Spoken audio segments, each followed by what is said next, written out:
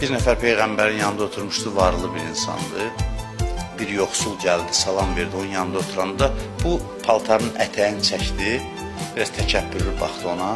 Peyğəmbər dedi ona ki, niyə görə belə elədin, qorxdun ki, yoxsul yanında oturarsan da kasıblayarsan, yoxsullaşarsan. Dedi, ya Rasulallah, bu səhvimə görə malımın yarısını ona verirəm. O fəqir dedi ki, istəmirəm.